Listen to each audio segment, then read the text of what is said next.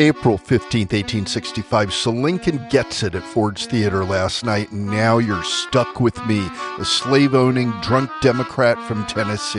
I gave such a sloppy speech a few weeks ago that Lincoln had to apologize for me.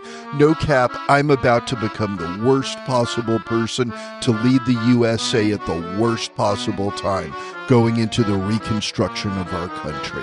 My name is Andrew Johnson, and this is the AP US History My Story podcast. All right, let's be real about how I even got here. I was born dirt poor in North Carolina and couldn't even read until after I got married. That poverty shaped everything about me. I hated the Southern aristocracy, but I also inherited their messed up points of view. Yeah, I know, major L on my part. When Tennessee tried to leave the Union in 1861, I was the only Southern senator who stayed loyal.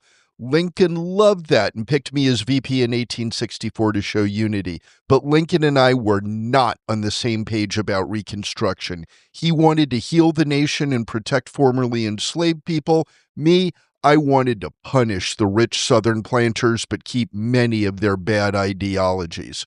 So when I became president, I had this idea that I'd handle Reconstruction myself while Congress was out of session. I pardoned ex-Confederates left and right and let Southern states back into the Union with no requirements except say you're sorry and promise to be good. These states immediately passed black codes that were basically slavery with extra steps. Formerly enslaved people couldn't vote, couldn't serve in juries, and had to sign yearly labor contracts or be arrested for vagrancy. It was straight trash. The radical Republicans in Congress were pressed. When Congress came back in December 1865, they refused to seat the representatives from the reconstructed states. They passed the Civil Rights Act of 1866 to protect Black Americans, and what did I do? Vetoed it. They passed the 14th Amendment, giving citizenship to formerly enslaved people, even though I campaigned against it. Every single thing Congress tried to do to protect Black Americans, I fought against. I was literally the villain in this story. So Congress started overriding my vetoes, first time that had ever happened in major legislation, and I got so mad I went in this whole speaking tour called the Swing Around the Circle in 1866, giving unhinged speeches, comparing myself to Jesus and calling my opponents traitors. I'd get drunk, argue with hecklers, and make everything worse. The tour was such a disaster that Republicans won huge in the midterm elections. By 1868, Congress was done with me, and the House began impeachment proceedings. The Senate trial in March was wild, with the vote coming down to one senator, Edmund Ross of Kansas. He knew voting to acquit me would end his political career, but he thought removing a president for political disagreements was a dangerous precedent.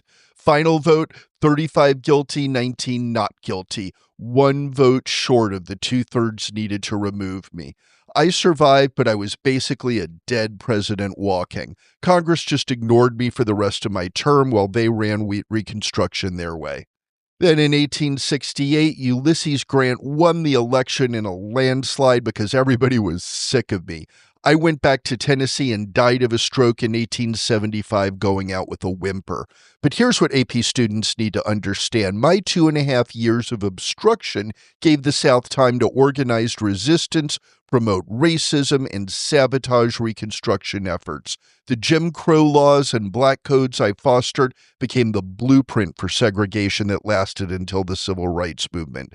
We could have had a completely different America if someone else had been president after Lincoln. Instead, you got me, drunk, racist, stubborn jackass who fumbled the most important moment in American history. I was the wrong person at the wrong time, and millions of Americans paid the price for my failures. That's on me forever. Like, follow, and share the AP US History My Story podcast, because these stories hit different when you hear the original voices that shaped our country.